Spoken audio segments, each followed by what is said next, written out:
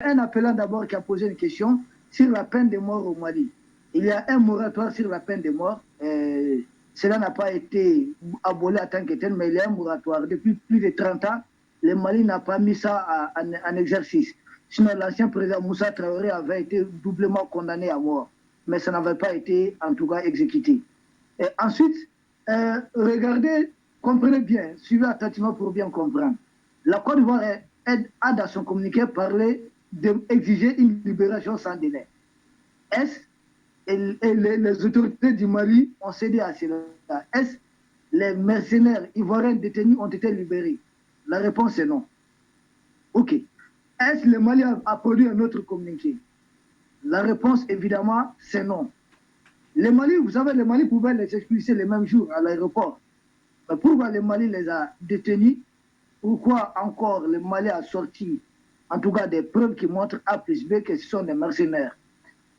Monsieur Bachir, qui j'avais dit, on avait un problème de connexion. Que faites-vous de l'orange quand vous terminez de sucer le jus? En Afrique, il est courant que dans nos riz, nous suçons nous ayons l'orange jamais en train de sucer le jus. Vous jetez. Les 49 mercenaires, je pense, je n'ai pas discuté avec les 5 colonels. J'essaie de lire un peu dans leurs actes, j'essaie un peu d'analyser ce qu'ils sont en train de faire. Et sinon, je ne discute pas directement avec eux en tout cas sur ce qui se passe. Observez attentivement, les 49 mercenaires ont apporté quoi au Mali? Qu'est-ce que les Mali voulaient concrètement? Depuis le début, connaissant le panafricanisme des Maliens, moi je suis convaincu que même après la justice, j'ai dit le Mali, ça fait plus de 30 ans qu'on n'a pas appliqué la peine de mort. Le Mali ne fera pas grand-chose de ces Ivoiriens qui vont peut-être longtemps courir dans les prisons maliennes. Mais concrètement, qu'est-ce que cela peut apporter au Mali? Aujourd'hui, avec les 49 mercenaires, qu'est-ce que le Mali a gagné? D'abord au niveau du plan national, on a ressoudé d'abord beaucoup de divisions. Les 49 mercenaires, qu'est-ce qu'ils ont apporté d'autre au Mali? Il faut faire la part des choses. Au niveau panafricain, ça nous a permis de démasquer surtout M. Alassane Draman Ouattara. Montrer aux yeux du monde, avec des faits, preuves à l'appui, qui est ce monsieur. Donc, au lieu, la peur a changé de camp. Le Mali a utilisé cette question de 49 mercenaires pour avoir M. Alassane Draman Ouattara dans son propre piège. Il ne faut pas lire cette histoire avec la passion. Lisons ça avec la stratégie que les 5 colonels sont en train d'utiliser. Ils sont beaucoup plus jeunes que Ouattara, donc ils ont vraiment cette coupe de la jeunesse, comme l'avait Thomas Sankara, comme l'avait Lumba, comme l'avait Modibo quand il était au pouvoir. Aujourd'hui, Ouattara qui a 81 ans, le colonel Assimi Goïta qui a à peu près 40 ans de moins que lui, 40 ans de moins que lui, comprenez à quel point il est en train de traîner M. Ouattara. Même en Côte d'Ivoire, le Mali a réussi à fédérer toute l'opposition de la Côte d'Ivoire contre M. Ado sur cette question. L'opinion ivoirienne est très divisée. Et M. Ouattara aujourd'hui est très affaibli. Pour moi, il est carrément question d'affaiblir M. Ouattara pour faciliter le travail qui est planifié. Et ensuite, regardez les 49 mercenaires. Autre gain du côté de l'aménagement. Cela a permis au Mali d'arrêter, en tout cas, d'empêcher un revenu important entre les mains du président Macky Sall, via son frère Aliou Sall et M. Ouattara. Donc, les services de SAS, le Mali a bloqué cela. Et le Mali a repris la main le contrôle de l'aménagement. Autre gain que les panafricains même ont demandé beaucoup plus. Grâce à cette histoire, le Mali a bloqué l'aménagement. Pour le moment, il n'y a plus de rotation de l'aménagement. C'est très important. Il a fallu cette question de 49 mercenaires. Donc, avec cette question de 49 mercenaires, regardez la moisson, toute la récolte qui est en train d'être faite. Et ce n'est pas fini. Pourquoi le choix du Togo? Beaucoup oublient que l'une des missions que les panafricains ont demandé au Mali, c'est bien sûr de renverser les marionnettes qui sont à la tête de beaucoup des États africains. Mais c'est pas sûr, si toi tu étais président du Mali, tu as une façon de procéder. Si moi je l'étais, j'ai ma façon de procéder qui est carrément opposée peut-être à celle du colonel Assimi Goïta. Donc chacun de nous, chaque panafricain, M. Abou, mon frère Delphin, chacun de nous aura sa méthodologie. Mais la méthodologie mise en place par ces 5 colonels, aujourd'hui, il est question de casser la CEDEAO. Ils comprennent cela. C'est des trucs qu'il ne faut pas dire sur les médias, Mais franchement, je veux que les gens comprennent. En utilisant le Togo, en insistant sur le Togo, ce n'est pas un choix gratuit. Comprenez qu'aujourd'hui, le Togo est en difficulté avec M. Ouattara. Pourquoi? Pourtant, c'est un pion de la France-Afrique. Tout simplement parce que j'ai expliqué, parce que le Togo même n'est plus rassuré. Le Togo aussi subit des attaques. M. Faure Gnassingbé paraît comme un maillon faible. Et c'est là qu'il faut appuyer. Là où ça fait mal la peine. On est bon, on est bon, on est bon. Il faut savoir appuyer. C'est un vrai plaisir. Bonjour à tous. Aujourd'hui, nous sommes donc le 21 juillet 2022. Voilà. Et puis, je tiens à rendre hommage là aux frères panafricains très très convaincus, authentiques panafricains, Issa Diawara. Ça fait un moment que j'ai fait sa connaissance sur Afrique Média, dans ses interventions régulières. Il est très très brillant et très averti. Voyez-vous, et à chaque fois quand je l'écoute, je dis mais non, mais c'est du pile-poil. Et là encore, vous voyez, une autre fois, c'est vraiment extraordinaire. Hein? Issa Diawara, il s'appelle.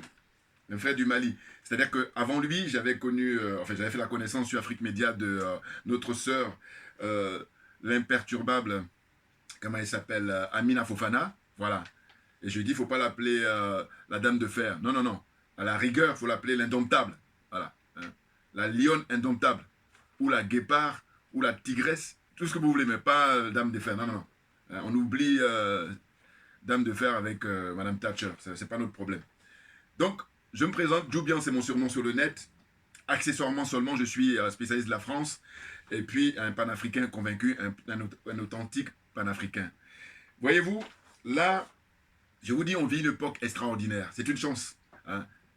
Souhaitons simplement avoir la santé. Parce qu'une fois qu'on a la santé, le reste est accessoire, tout naturellement. Le reste, on gère. Bouya, on est bon.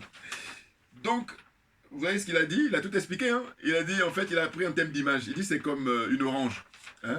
Ou un citron. Mais lui, là, il a utilisé l'orange. Il dit, vous avez l'orange. Eh bien, qu'est-ce que vous faites? Vous l'épluchez, voilà, ou alors vous coupez en tranches, tout ce que vous voulez, mais quand vous avez fini de la manger, et puis maintenant vous la jetez. Eh bien, c'est ce que les colonels au Mali vont faire avec M. Alassane Ouattara à travers l'arrestation des 49 zozos, là. Ce sont des zozos. Je ne sais pas, il y a quelqu'un qui m'a dit que ouais, zozo, il y a des gens comme ça qui s'appellent... il y a des gens qui portent ces noms-là en Afrique. Bon, ça se peut, mais en tous les cas, quand je dis zozo, beaucoup ont compris que c'est pour dire que... Je vous dis, si ça dépendait de moi, on les arrête, il faut les choyer. Hein, c'est-à-dire, il n'est pas question de les menacer, quoi que ce soit. Non, non, non, non, parce qu'ils doivent être jugés, puisque moi, ma religion, c'est la vérité et la justice. Donc, bien avant, il va y avoir des séances de photos, et les caméras, tout le monde sera convié. Si ça dépendait de moi, hein, je vous dirais. Maintenant, on prend des nez de clowns et on met ça sur le nez de chacun. Ils ont l'obligation là par contre, parce que là on te met le nez de clown, tu n'as pas fait le malin. Voilà. Donc on va leur mettre ça, et puis maintenant, les photographes, allez-y. Shootez, parce que, voilà, pour les ridiculiser, et ça c'est le minimum. Voilà. C'est très intéressant de procéder ainsi. Eh oui, eh oui, eh oui. Donc, il dit, Monsieur Ouattara, il a beau avoir plus de 80 ans, il a affaire à ses petits-enfants. C'est même pas ses enfants, là, une différence d'âge trop importante. Là, c'est, j'allais dire, 3 générations, là. Hein? Ouattara lui-même, première génération. Hein? L'âge de son fils. Hein? Et puis là, c'est les enfants de son fils, là. Donc, c'est ses petits-enfants. Il a affaire à eux. Et eux, ils ont la fougue, la jeunesse. Et cette fougue-là, c'est ce qu'avait Thomas Sankara à l'époque, dans les années 80. C'est ce qu'avait Jerry Rawlings. C'est ce qu'avait même leur père, leur grand-père, Modibo Keïta. Voilà, la fougue de la jeunesse. Et c'est très important. C'est-à-dire que vous avez 2 choses là pour les colonels. Enfin, 2 choses, beaucoup. Mais en tous les cas, qui me viennent comme ça à l'esprit, c'est non seulement la fougue de la jeunesse, mais aussi, ils ont le minds. Ils sont trop intelligents. Et oui, oui, oui. Et puis des vrais patriotes. Des gens intègres, des gens dignes. Ah non, mais quand je les observe, je dis non, mais il n'y a rien à dire. Et heureusement qu'ils sont là. Heureusement qu'ils sont là. Vous imaginez? Et quand vous observez là les médias en Côte d'Ivoire, mais je vous dis, à Bamako, nous sommes dans le jour, hein, avec le soleil qui brille, et puis à Abidjan, on est en pleine obscurité. Il faut qu'on soit d'accord là-dessus. J'aime beaucoup les images. Comprenne qui veut, comprenne qui peut. Bon. Donc, j'ai pris note un peu de ces 5 minutes là d'intervention parce qu'il est très très intéressant ce monsieur, ce frère. Franchement, Issa Diawara. Hein? D'ailleurs, j'en avais parlé au frère panafricain que je connais bien, le frère Keïta du Mali, hein, il va se reconnaître là. Je lui en ai parlé, mais quand je l'en ai parlé il y a maintenant 2 mois, je ne me souvenais plus de son nom. Je disais, mais tiens, il y a un frère là qui intervient sur Afrique Média. Franchement, il est très brillant. Et on a Amina Fofana qu'on connaît depuis longtemps et qu'on soutient, qu'on aime beaucoup. Et puis là, maintenant, il y a lui. Et vraiment, il est percutant. Puis tranquille, hein, avec la sérénité, il dit, cette histoire des 49 là, militaires mercenaires, hein, faut dire mercenaires, c'est plus approprié, voilà, hein, qui viennent de la Côte d'Ivoire, eh ben, c'est quelque chose qui va être intéressant pour renverser M. Ouattara. Donc, ça veut dire que les opposants en Côte d'Ivoire, mais je vous dis, ils n'ont jamais eu cette opportunité, cette chance extraordinaire de faire partir M. Ouattara. Mais c'est vraiment une question de volonté qui prennent leurs responsabilités. Parce que les jeunes frères colonels au Mali, ce qu'ils sont en train de faire là, c'est une monnaie de change. Et puis, parce que M. Ouattara, il est diabolique. Il a déjà essayé en 2015, souvenez-vous, au Burkina Faso. Et puis à l'époque, c'était en association avec Guillaume Soro. Guillaume Soro, au lieu de continuer à faire le malin, vide ton sac. Il vaut mieux tard que jamais. Avec Niamsi, là, qui fait le malin, il va là-bas et tout. Enfin bon, de toute façon, écoutez, on verra, voilà, c'est ça. Mais qu'on garde les images de chacun, hein, parce que cette question de casier judiciaire, sur ce plan-là, je veux dire que M. Guillaume Soro et puis M. Niamsi, si on regarde les images d'archives, on voit qu'ils sont très liés avec Blaise Compaoré. Je ne conjugue même pas ça au passé. Hein.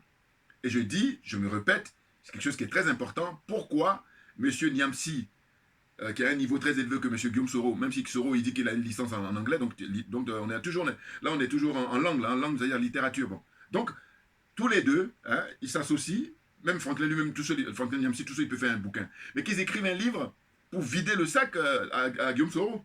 Hein, tout ce qui est dans son sac, il le vide. Qu'il raconte ça aux Africains. Qu'il raconte ça aux Ivoiriens. Voilà. Et là, il pourrait être pardonné. Voilà. C'est un préalable. Autrement, qu'il aille à la retraite, et ça c'est gentil de lui proposer ça. Mais une retraite définitive. Et d'ailleurs, il a de la chance parce qu'il est très jeune. Il est même plus jeune que moi, pour vous dire. Bouya, on est bon.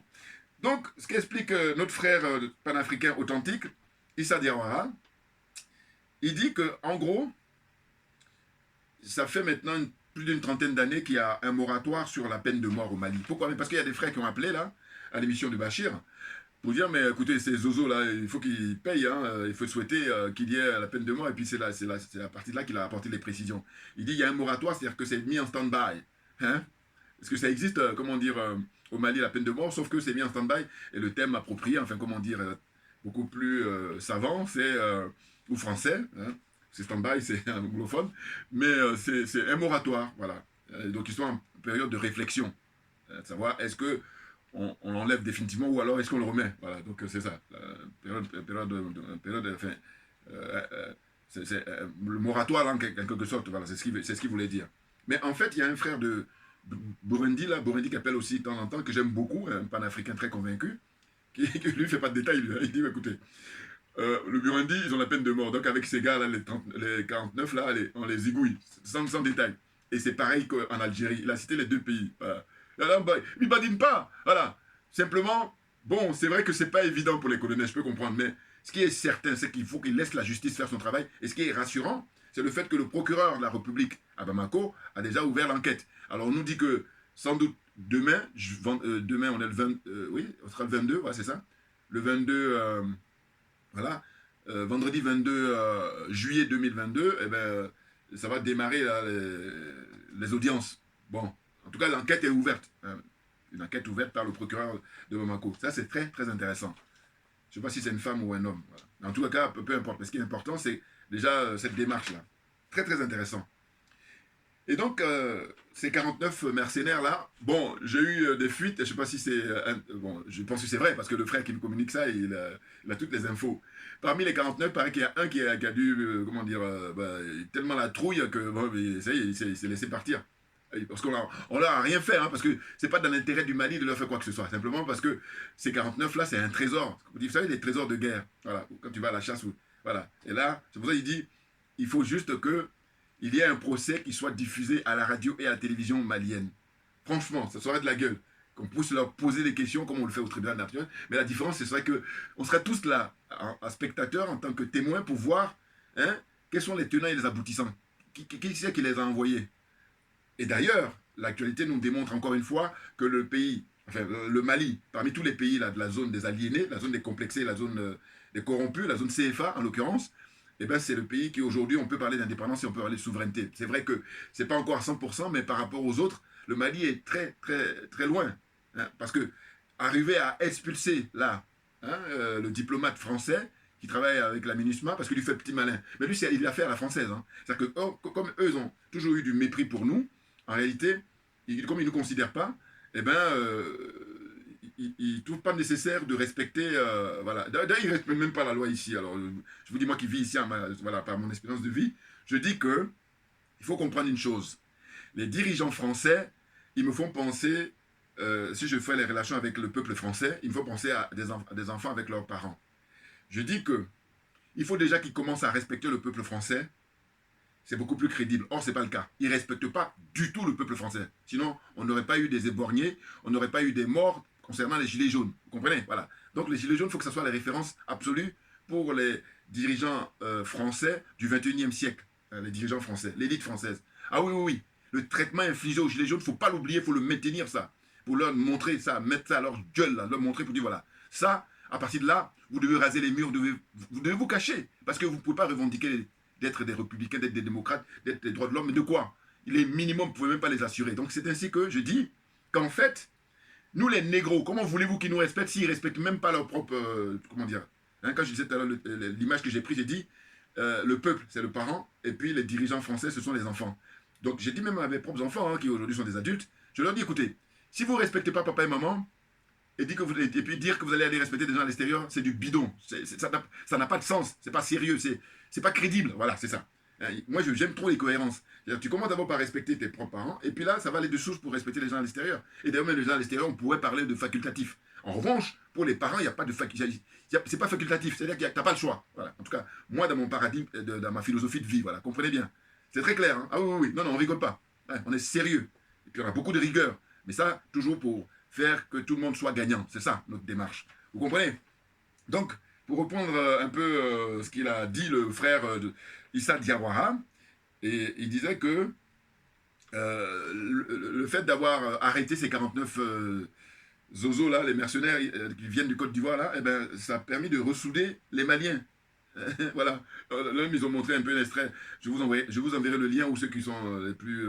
débrouillards ou en tout cas qui sont pressés, allez-y, vous tapez sur Afrique Média là, avec Bachir qui anime, voilà, vous allez voir le lien. Hein. Mais en tout cas, il y a un extrait de l'imam Diko qui là commence à revenir sur le bon chemin. Parce qu'il a été en visite là, en Algérie, et ils ont dû lui dire, voilà, faut être sérieux là, on rigole plus là, hein, c'est plus les histoires des mallettes de France-Afrique. Non, non, là on est dans une compétition hein, qui fait un basculement comme ça, hein, du 20e siècle au 21e siècle. C'est-à-dire qu'avec l'OTAN, c'était le 20e siècle, il faut l'oublier, c'est fini. Ça, on va l'enterrer là, définitivement. Nous, maintenant, avec le président Vladimir Poutine, on est parti pour instaurer définitivement le 21e siècle. Et donc, il est en train de mettre l'horloge, ou les horloges, comme vous voulez, à l'heure. Hein, voilà. Le travail qu'il est en train de fournir là-bas en Ukraine, c'est ça. Comprenne qui veut, comprenne qui peut. Bouya. Voilà, on avance. Donc, la suite, c'est quoi? C'est qu'ils disent que voilà, l'arrestation de ces 49 mercenaires venant de la Côte d'Ivoire, ça permet aussi hein, de démasquer M. Alassane Ouattara. Voilà. Parce qu'il est pris dans son propre jeu, il est pris dans son propre piège. Ah oui, il faut le savoir. Et quand je regarde là les journaleux, là, ou les intervenants sur les plateaux en Côte d'Ivoire, mais tu me dis, mais ils font exprès, hein.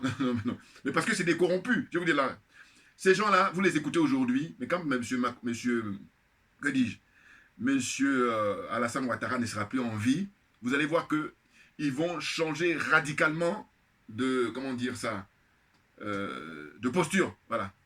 Donc là, ils sont dans l'imposture, très clairement. Ah oui. Hein, là, ils font de la talakou, mais ce monsieur-là, s'il n'est plus là, ça va pas tarder, hein. Ils vont tout de suite voilà, faire comme s'ils l'ont jamais connu, ils vont commencer à le critiquer. Des lâches comme ça. Mais lui, il le sait, hein, par contre. Ah oui, lui, il sait qui est qui. Hey, vous voyez bien quand il fait les castings, là, qui il prend pour être collaborateur. Prenez le gars de jeu, la Babou, l'ancien ministre des Affaires étrangères, Alcide Djedje, là. Il a pris pendant un temps, et puis après, il a dit, allez, dehors, tu ne m'apportes rien. Bouya, là, il faut suivre. Ah, il faut suivre, les gars. Voilà. Donc là, les colonels, avec la fougue de l'âge, et puis l'intelligence, et puis l'intégrité morale, voilà, sont tranquilles dans leurs bottes, et puis ils ont été à bonne école, ils ont été formés pour la plupart là-bas en Russie. Donc vous comprenez, eux ils sont très loin de la France-Afrique. Ça n'a rien à voir avec Damiba là, qui est de leur génération. Damiba en Burkina Faso. un zozo comme ça, il a vite vidé ses cartouches. Là, c'est simplement au sens figuré, pour l'instant, pour l'instant. Mais le peuple du Burkina et la jeunesse du Burkinabé, du Burkina Faso, excusez-moi, va s'occuper de lui beaucoup plus tôt qu'il pourrait le penser. C'est clair. N'importe quoi. À faire venir Blaise Compaoré, mais dans ce cas-là, fais-le venir quand il y avait le procès. Hein, oui, parce qu'il est pourchassé, ce gars-là. Il est condamné avec contumace, hein, à perpétuité, voilà. Et là, toi, tu le fais pas venir, et puis c'est quand les procès sont terminés, hein, les sentences sont prononcées, verdict est prononcé, et là, tu le fais venir tranquillement aller-retour. Non, non, je dis, ce qui nous arrange, c'est qu'il a vite fait tomber le masque d'Amiba, là. Voilà. Donc, c'est très intéressant. Comme ça, on gagne du temps, bien entendu. Alors, la suite, c'est quoi? C'est que, pareil, hein, l'arrestation de ces 49 Zozo, là, hein, ça fait que la peur a changé de camp. Parce que je peux vous dire, en apparence, M. Ouattara peut faire le malin, mais quand il est en privé, il doit flipper. Parce qu'en fait, il a les comptes à rendre à ses patrons. Ses patrons, c'est qui? Ses patrons, c'est l'OTAN en général et les Français en particulier. Or, c'est une mission qui lui a été recommandée. Mais comme lui, je vous dis très souvent, quand eux, ils vont lui dire, monsieur, amenez-nous juste, je sais pas moi, un mouton, voilà, un mouton. Il dit non, non, non, je vais aller vous emmener l'enclos, je vais vous emmener tout le village. Voilà, c'est-à-dire que je vais vous emmener plus que vous voulez. Ça veut dire qu'en fait, il y a des missions comme ça qu'on peut lui confier où on essaie de lui faire confiance, mais il va toujours vouloir faire plus. Voilà. Hein? Vous savez, les lèche-culs, là, quand vous êtes dans une classe, en tout cas, en général, c'est l'attitude des incompétents. Ah ben, bien entendu, on est d'accord. Réflexion. Quand on est bon, eh ben, on fait ce qu'on a à faire. Et puis maintenant, celui qui est supérieur, il juge. Tranquillement. Mais par contre, quand on n'est pas bon, c'est à partir de là qu'on essaie d'amener... on fait beaucoup plus qu'on doit faire. Et en plus de ça, l'aliénation aidant. Le complexe aidant. Et la corruption, alors là, la coupe est pleine avec Ouattara. Voilà. Hein? N'importe quoi. Bouya! Et là, je m'adresse aussi à tous ceux qui sont derrière lui, qui le soutiennent et qui sont avec lui. Mais je vous dis encore une fois, ceux qui sont avec lui, c'est simplement des trouillards. Parce que je vous dis, l'heure de vérité va venir quand ce monsieur-là sera plus là. Ah oui, c'est là où on voit les vrais. Et on le verra très vite, bien entendu. Parce que là, moi, quand je les observe comme ça, je dis non, mais ça, c'est que de l'apparence. C'est l'apparence. En apparence, ils font croire qu'ils le soutiennent, mais ils ne sont pas très nombreux. Ah oui, oui, oui. Il y en a très, très peu qui, quand il ne sera plus là demain, qui vont dire non, non, non, je revendique toujours être un partisan de Ouattara.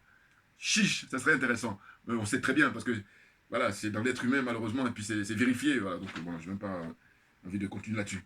Bon. Donc la peur a changé de camp, c'est clair. Hein. La trouille, maintenant, c'est du côté d'Abidjan avec M. Alassane Ouattara.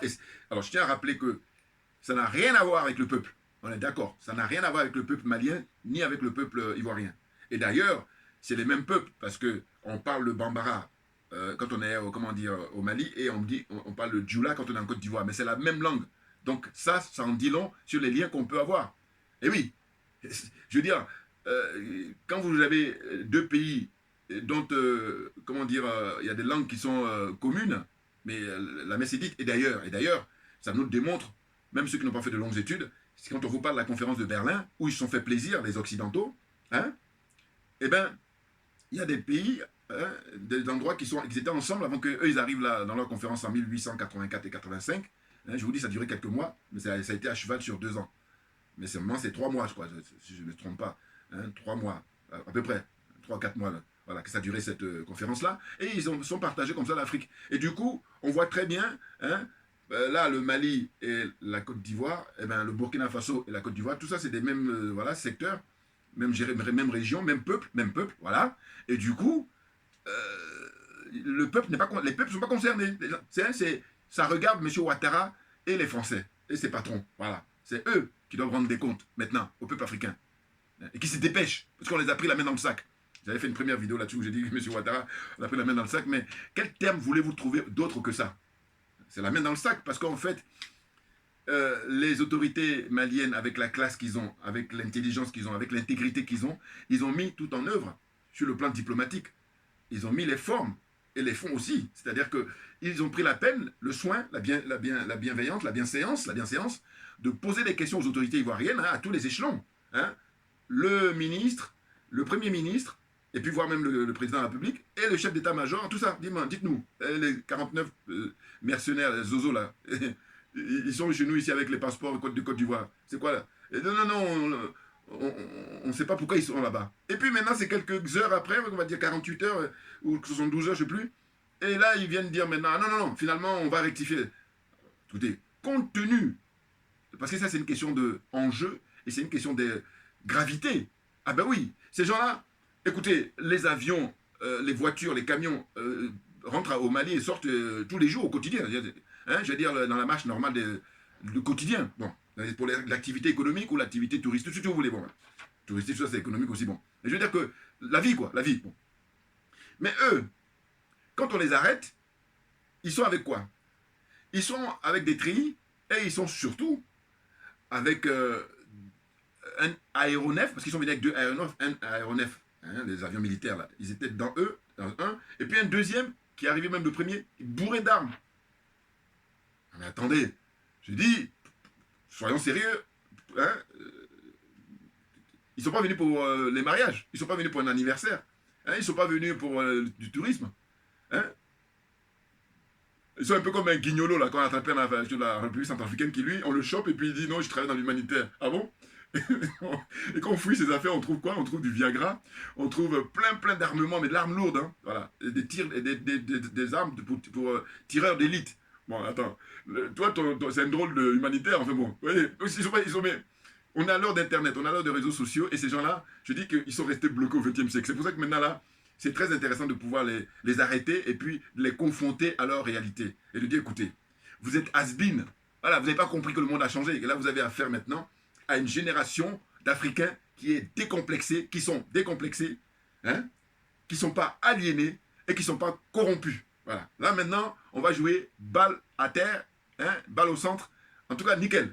Et puis là, on va voir qui est qui. On va savoir qui est qui. N'importe quoi. Bouya! On est bon. Donc la suite, ça donne quoi? Donc le Mali a réussi à fédérer hein, toute l'opposition, aussi bien au Mali qu'en Côte d'Ivoire. Hein. Normalement, maintenant je dis, Monsieur Gbagbo, Monsieur Henri Konan Bédié, prenez vos responsabilités parce que sinon, franchement, vous allez rater un coach là, un coach, hein, vous allez rater vraiment une belle occasion, voilà, une belle occasion pour faire partir Monsieur Ouattara. Hein. Apportez votre contribution aux jeunes colonels, ils attendent que ça. Or, si vous êtes là dans la passivité, à vouloir comme d'habitude qu'on vous serve ça sur le plateau, non, c'est bon quoi. Voilà. Et quand je dis ça, je m'adresse surtout à leurs collaborateurs et puis à leur soutien. Allez, passez-leur le message. Bouya! Passez mes vidéos au maximum, s'il vous plaît. Hein? Sachant que je suis sur Facebook, vous pouvez me retrouver sur VK et puis sur Twitter. Voilà. Hein? Diffusez mes vidéos au maximum, c'est le minimum que vous puissiez me rendre comme service. S'il vous plaît. Bon, ceux qui ne font pas, bon, tant pis pour eux, mais en tout cas, enfin, tant pis.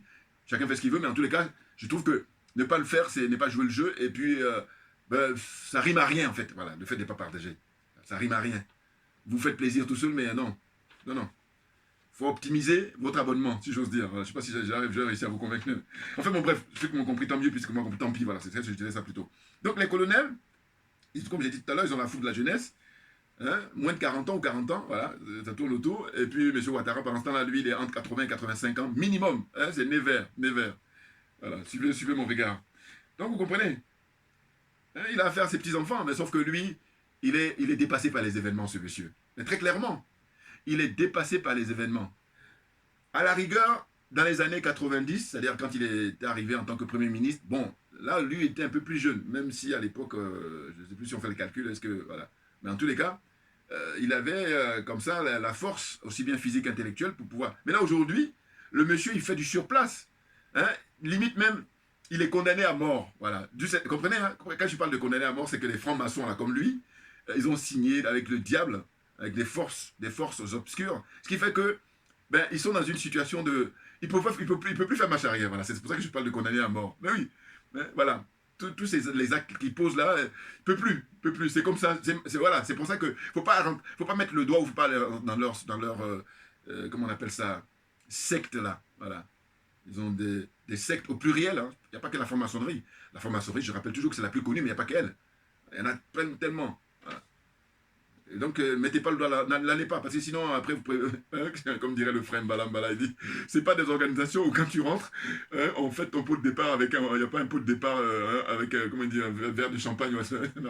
Bouya! Voilà. Vous ne savez pas à qui vous avez affaire.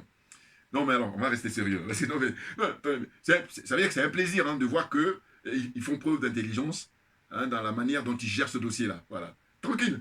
Et puis l'autre du Togo, là. Alors, j'ai bien aimé l'intervention du frère le panafricain du Burkina Faso, là. J'oublie les prénoms, moi. Je suis désolé, mais voilà. mais il est aussi très brillant. Hein. Il intervient sur Afrique Média. J'ai partagé son point de vue parce qu'il a dit quoi? Il a dit, mais écoutez, Blaise Compaoré, l'autre prisonnier là, il est prisonnier, hein, parce que même s'il est dans son palais là-bas, il est en prison parce qu'il n'a pas la liberté que moi je peux sortir quand je veux, aller n'importe où je veux. Voilà, simplement peut-être que j'ai pas les moyens, c'est vrai. Mais j'ai la différence, lui il a les moyens mais il peut pas. Voilà, parce que voilà. Donc tu es en prison mon gars. Puis là c'est le minimum. Tu as une prison dorée là. Mais tu rendras des comptes pour l'assassinat de Thomas Isidore Noël Sankara, tôt ou tard, c'est clair. Bon. Ce que je voulais dire, c'est plutôt Faure Gnassingbé, là, le fils à papa. Bon. Eh bien, le frère du Burkina a dit que Faure Gnassingbé commence d'abord par libérer tous les prisonniers politiques dans son pays. Hein, notamment les panafricains qui sont là-bas, qui sont en prison. Hein, des gens qui manifestent pacifiquement, on les arrête, on les met en prison, mais en plus de ça, ils sont maltraités, ils sont, comment dire, avec... déjà, les gens qui sont à l'extérieur, qui sont dehors, là, ils ont du mal à se nourrir. Vous imaginez les gens qui sont en prison. Donc, maltraitance, et puis aussi torture, tout ça, voilà. Donc, il dit, commence déjà par libérer tout ce monde-là au Togo, et puis après, tu vas venir, si on doit discuter, on va examiner ton dossier, voilà. En tout cas, je partage à 100% son point de vue là-dessus. Ben oui. Maintenant, il se trouve que les colonels, eux, ils ont une autre approche. Et c'est là où ça devient intéressant. Parce que, justement, nous autres, on est là à faire des hypothèses, alors qu'eux, ils sont confrontés à la réalité, donc ils savent. Ils ont tous les dossiers en main, là. Voilà, donc, et puis ils le gèrent très bien. Pour l'instant, je vous dis, c'est RAS. Rien à signaler. Ils sont très bons. Et donc, il dit qu'ils utilisent en fait Faure Gnassingbé, il fait le malin là, avec son ministre des Affaires étrangères, ils sont tous des ringards là, avec leur veste, et comme il fait rigoler quand je les observe. Bon, eh ben, lui c'est un pion de la France-Afrique, comme j'ai dit, le fils à papa. Hein. Bon, eh ben, il utilise parce qu'ils veulent en finir les colonels avec la CEDEAO. Voilà, et ça c'est très intéressant, c'est pour ça que j'ai dit, qui nous dit que dans leur démarche, et c'est ce qu'on peut souhaiter, qu'ils puissent renverser Alassane Ouattara, parce qu'Alassane Ouattara, ben c'est le parrain hein, attitré, hein, parrain attitré de la France-Afrique. C'est-à-dire qu'au fond, c'est lui aujourd'hui qui est l'homme de confiance des gens de l'OTAN, là, les Américains, et puis les Français directement. Hein, voilà. Donc, il est l'homme de confiance, et qui est là pour faire les bases besognes, et puis les coups bas. Comment j'ai dit habituellement, c'est le thème que j'utilise, j'ai dit qu'il est là pour faire le sale boulot. Voilà, ça parle comme ça à tout le monde. Vous comprenez? Voilà. Donc, lui, si les scènes colonels, par leur stratégie, par leur finesse d'esprit, leur finesse d'intelligence, arrivent à pouvoir l'écarter, mais c'est... Je veux dire que là, ça va être la cerise sur le gâteau. Voilà. Parce que déjà, ce qu'ils sont en train de faire là, ils engrangent des points, mais c'est impressionnant. En si peu de temps, c'est ça qu'il faut comprendre. Voilà. Non, ils sont très bons. Et puis c'est une fierté. Voilà. C'est une fierté de les soutenir. On les soutient à mort.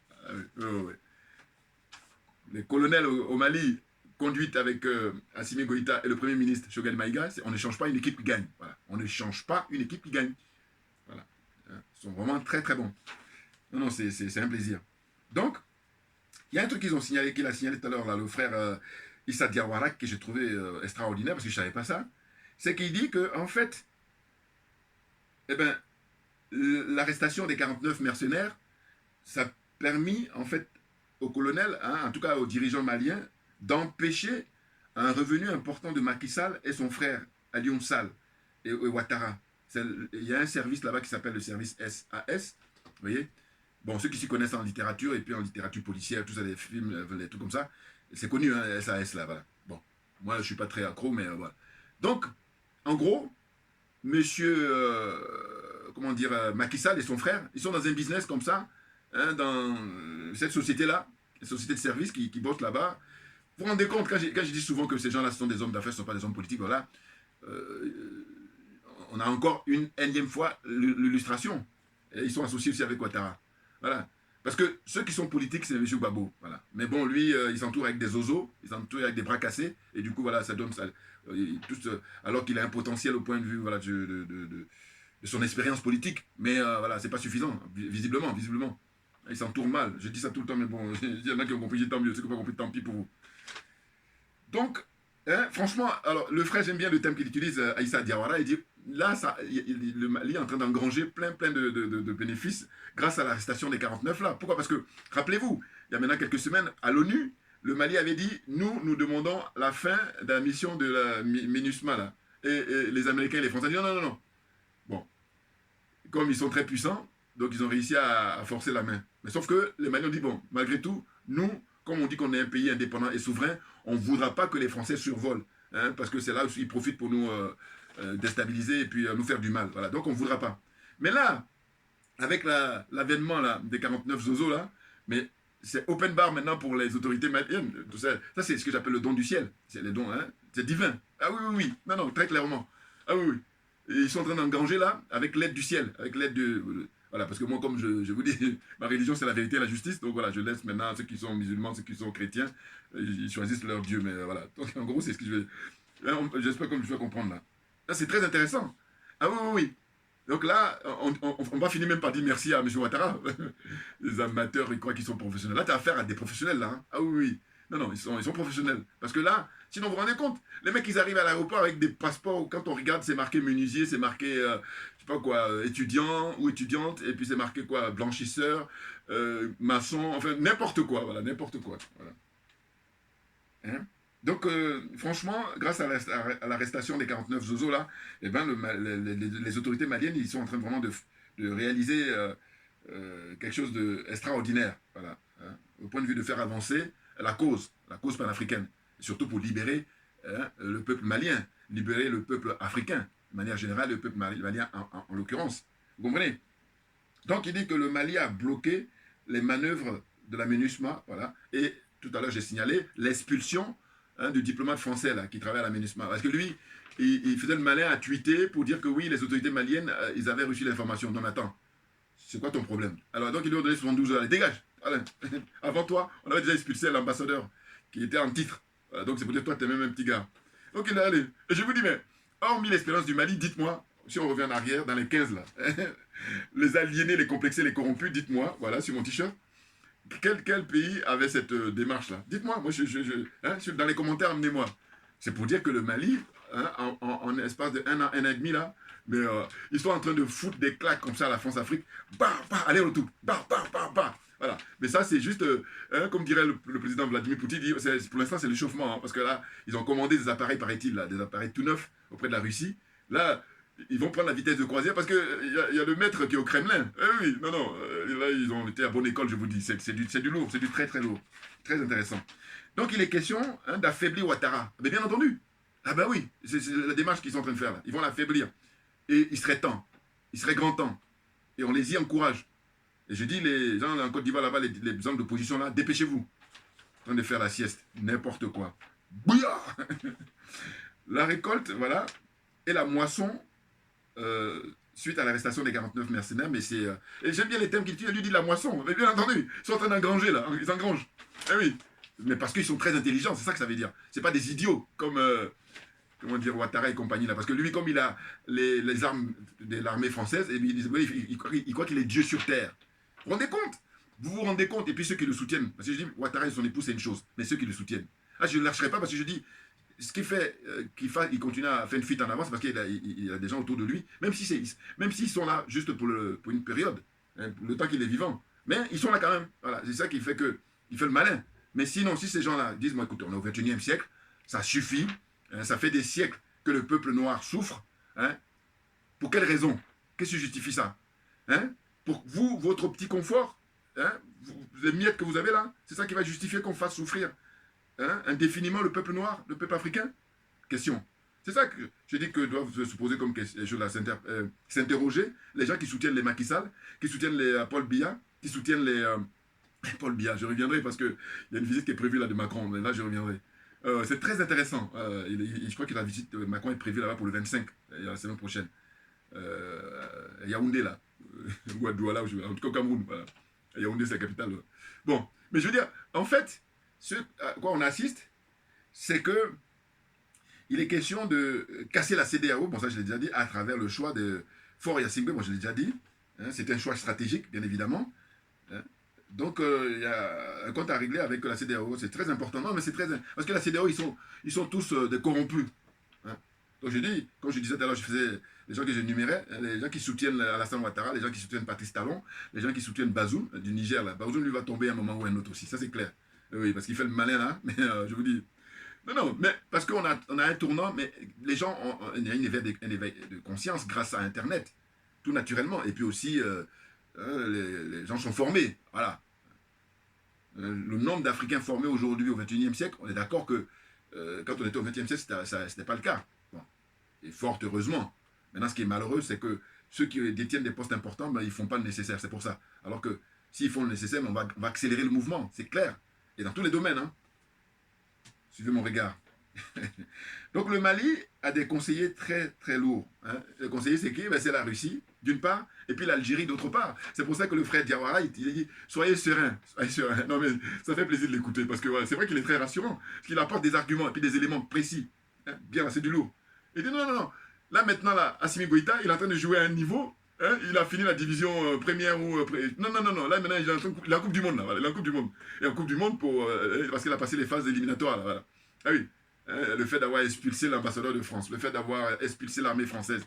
Maintenant, ce qui reste, parce que c'est pour ça que vous regardez là le drapeau derrière, hein, vous voyez, j'ai mis point d'interrogation là, voilà. Vous voyez, c'est le seul pays, hein. Bon, peut-être aussi pour la République centrafricaine, éventuellement, voilà. Mais le Mali, c'est sûr. Voilà. Et on finit avec le franc CFA là, c'est une question de mois maintenant, on espère bien, on espère bien. Et puis là, maintenant, j'enlève, voilà. C'est ce que j'attends, pour vous dire, pour vous dire. Ah oui, non, c'est intéressant. Donc, avec, d'une part, la Russie de Poutine, et puis d'autre part, les dirigeants algériens, mais on est dans du très lourd. On est maintenant vraiment dans le 21e siècle. Et on va laisser les gens de l'OTAN, là, avec Ouattara et compagnie, voilà, on va les mettre au musée. Et puis maintenant, on va expliquer à la génération à venir, voilà, tout le mal qu'ils ont fait là. Ah, mais c'est très intéressant. Quand je dis ça, je dis, un jour, il y a un intellectuel sénégalais qui avait dit quelque chose que j'ai trouvé vraiment extraordinaire. Je le rappelle maintenant, parce que moi, quand il avait dit ça à l'époque, je trouvais ça vraiment formidable. Il a dit, voilà, si Ousmane Sonko prend le pouvoir en 2024, c'est ça, hein, au Sénégal. Eh bien, le palais présidentiel, il ne va pas aller là-bas. En revanche, il n'est pas question de le casser, mais il est question de le transformer en musée. Bouah, mais ça, c'est du très lourd, mais bien entendu, parce qu'il est question... Vous savez, ici, là, mais eux, ils ont le culte de leur histoire. Que dis-je? Hein? Je crois que la France, c'est un des pays au monde où vraiment leur passé, mais il aurait sas. Je vous dis, tu en veux, t'en veux pas, allez, on te sert ça sur le plateau. Voilà. Même des fois, tu as de la digestion. Tellement ils mettent comme ça en surdose, overdose même voilà, de tout ce qu'ils peuvent te servir par rapport à l'histoire. Vous comprenez? Donc c'est pour dire quoi? C'est pour dire que là, tous les palais présidentiels là, qui datent, hein, qui ont été construits hein, au tournant des pseudo-indépendances là, mais il ne faut pas toucher. Par contre, il faut que ça soit transformé en musée. Puis maintenant, pouvoir raconter l'histoire de la France-Afrique. Vous vous rendez compte? Là, ça aura de la gueule, ça aura de la gueule. Et puis c'est très important ce que je suis en train de dire. Je rigole, mais c'est très très important. Hein. Et oui, parce que quand on dit faire jouer son mind, ou en tout cas faire jouer son intelligence, mais tout ça participe, bien entendu. Et oui, il faut que les générations à venir sachent ce qui s'est passé avec le nombre de morts. Ah oui, parce qu'il y a un truc que je n'oublie jamais, moi, c'est de dire, écoutez, tu as des gens là qui sont tranquilles à dire, non mais il faut les libérer tout, mais attendez. Vous voulez qu'on récapitule le nombre de morts au Mali depuis que, voilà... un certain François Hollande est allé en visite là-bas et puis il a été accueilli comme, je ne sais pas quoi, un sauveur, alors que non. Voilà. Donc, on va dire, on va démarrer en 2012, alors qu'on pourrait démarrer même à l'assassinat du colonel Kadhafi. Mais on démarre en 2012, parce que lui, il a été assassiné en 2011. Donc, 2012 jusqu'à aujourd'hui, 2022, ça fait 10 ans, pratiquement. Eh bien, le nombre de morts maliens, les Maliens, hein, le sacrifice, les martyrs maliens, voilà. Ouais. Et donc là, les 49, là, il faut que la justice fasse son travail sereinement et qu'on sache. Et je vous dis, moi, si les colonels me demandent mon avis, radiodiffusé, parce que moi je suis un partisan de la transparence, voilà, bien entendu. Et donc pour terminer là, je disais, le Mali n'est pas rassasié, voilà, ça c'est les termes du frère Issa Diawara, non, parce que oui, on a faim en fait de engranger des victoires parce que on revient de loin, vous le savez très bien les frères et sœurs, et oui c'est ça, donc comme on revient de loin, mais on a du boulot, et là il ne faut pas aussi être, comment dire, prendre à la légère ou... non, on est sérieux là, on rigole comme ça, on est Dieu seul sait. Voilà. Donc c'est clair. Hein? Donc le Mali n'est pas rassasié car le Mali a beaucoup à obtenir suite à l'arrestation de ces 49 zozos, là, 49 mercenaires qui viennent de la Côte d'Ivoire. Donc, comme j'ai dit, je répète, la justice malienne va s'occuper du dossier avec toute la sérénité qui s'impose. Voilà. Merci à vous tous pour votre patience, pour votre fidélité, j'allais dire. On lâche rien, on soutient le peuple malien, on soutient les dirigeants maliens parce que nous sommes des panafricains convaincus, des authentiques panafricains. Et le Mali, on est avec le Mali forever, voilà, toujours et encore. Merci beaucoup. On ne change rien à une équipe qui gagne. Et puis, voilà, on est très optimiste, c'est clair.